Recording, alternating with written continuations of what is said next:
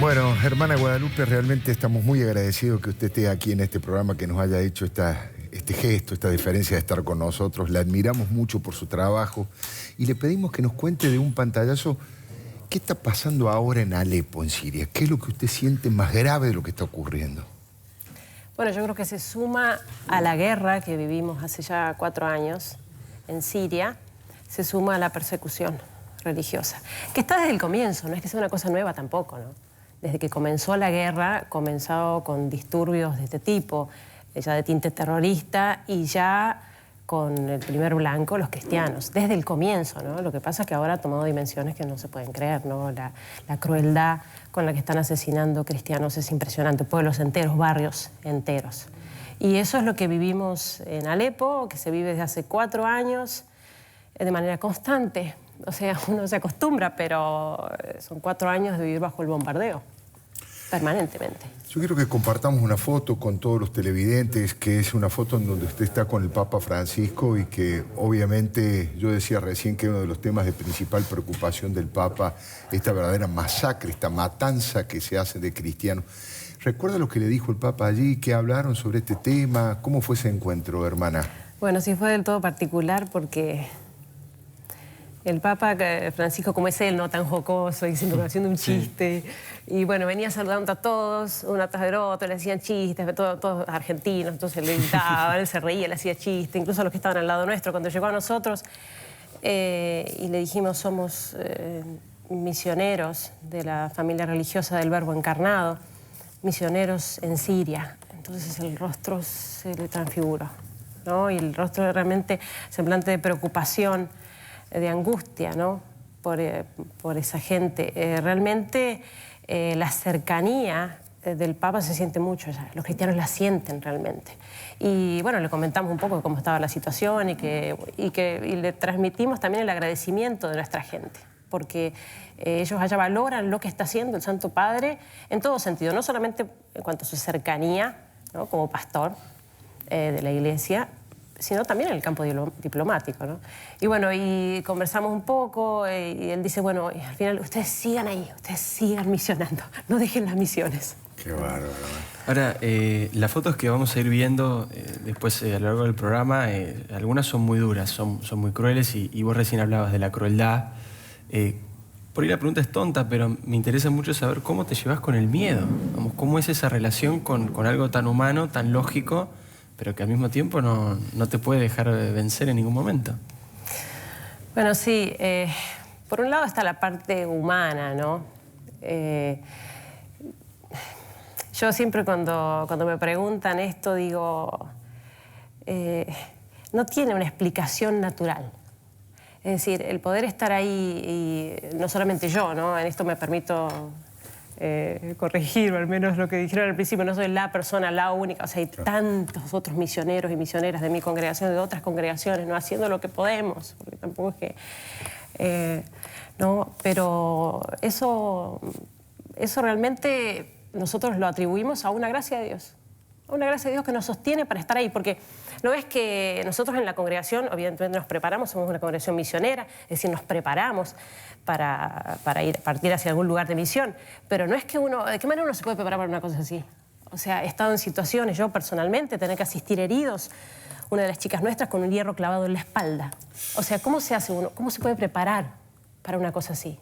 Y no es que a nosotros cuando nos destinan, o nos ofrecen estos destinos, uno dice, bueno, no, sí, yo estoy preparada porque he hecho cursos de primeros auxilios. Claro, claro. No ¿Cómo uno puede? Por eso es simplemente, bueno, confiarse un poco a las manos de Dios y como es realmente una misión. Confiar en que Dios nos da la fuerza para estar ahí, porque el miedo no es que podemos evitarlo completamente, ¿no? Pero la verdad, sinceramente, es impresionante que no tengamos más miedo. A mí me llama la atención, personalmente, porque soy una persona miedosa, digamos, no es porque... ¿no? Y a veces pasamos situaciones así tan difíciles, estamos tan cerca y de situaciones de que pasa la muerte, nos pasa al lado, así. ¿no? Por Quiero diferencia de decirte que no minutos. sos una persona miedosa, ¿eh? No lo repitas porque... Bueno, pero quiero decir, no, esto no es una cuestión de dones naturales, porque soy una persona, ¿no? Yo creo que realmente esto es una misión, y cuando Dios nos encomienda una misión nos da el paquete entero, para decir, la fuerza para llevarlo adelante. Yo lo atribuyo a eso realmente, si no de otra manera no se explica. Ahora, hermana, si Dios le da la fuerza para eso, ¿por qué Dios permite que exista el Estado Islámico? ¿O qué significa? ¿Cómo usted le explica en su diálogo con Dios, en sus rezos, que existe un sector que fomenta el odio racial y que es capaz de prenderle fuego a las personas por un tema religioso? Bueno, esto realmente es un tema que siempre se plantea. Obviamente Dios no quiere el mal para el hombre, ¿no? Dios no es el culpable de esta guerra. Y eso lo tienen clarísimo los cristianos allá.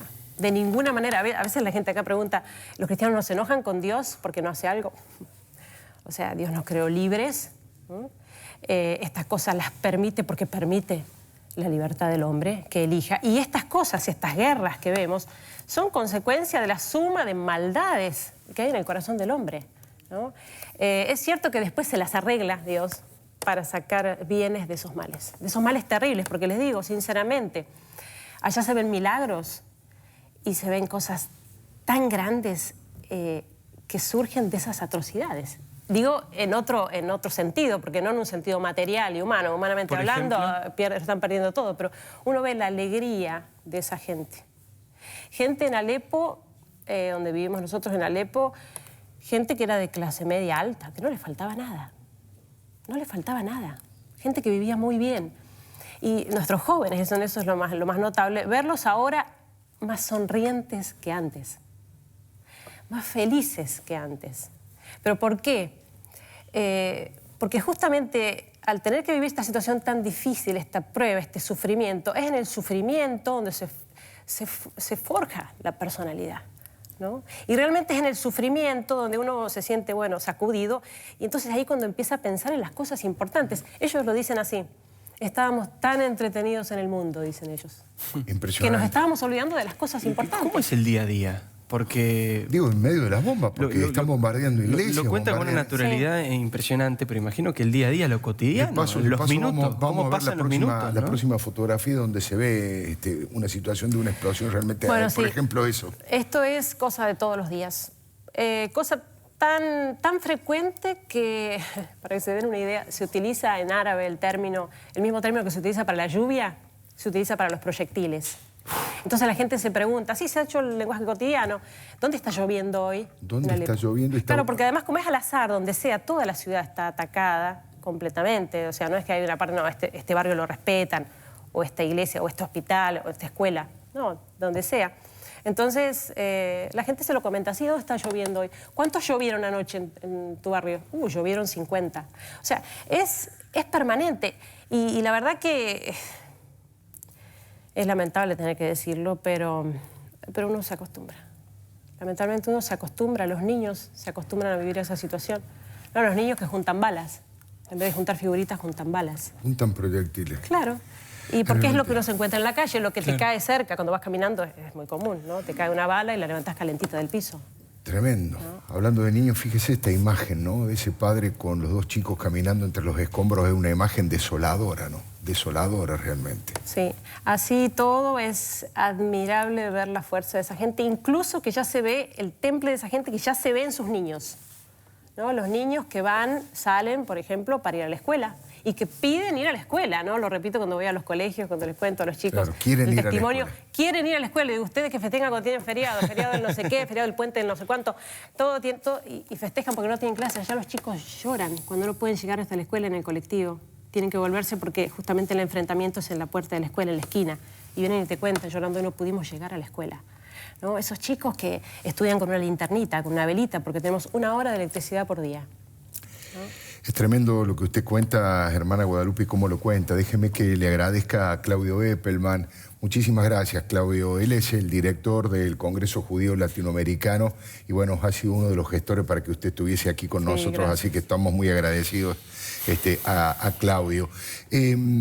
La otra pregunta tiene que ver con, usted recién planteaba los chicos llorando porque no llegan a la escuela. Vamos a ver la otra fotografía que también tiene que ver con los chicos en el medio de la guerra, que es absolutamente estremecedora, ¿no? Una fotografía que demuestra el esfuerzo que hacen. Ahí está. Muriéndose un chico en los propios brazos de su padre, ¿no? En los propios brazos de su padre. ¿De qué manera usted le habla a esos chicos? ¿De qué manera usted le explica lo inexplicable?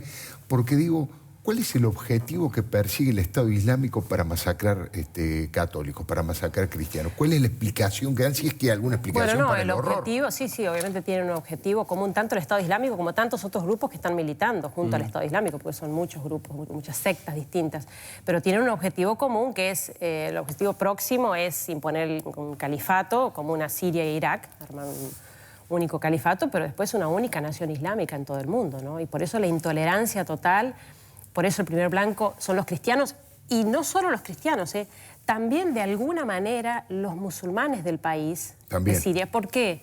Porque en Siria se daba esto tan particular de la buena convivencia entre cristianos y musulmanes. Claro. Son musulmanes muy abiertos, muy moderados, ¿no? Quizás esto facilitado también por el gobierno laico, ¿no? Y también son atacados por eso, entonces. Entonces, de alguna manera, también son atacados. De hecho, Alepo es castigada, sobre todo en sus barrios cristianos, claro, pero en su totalidad, ¿no? Y ellos lo sufren también. Hermana Guadalupe, ojalá tenga toda la suerte del mundo, ¿no?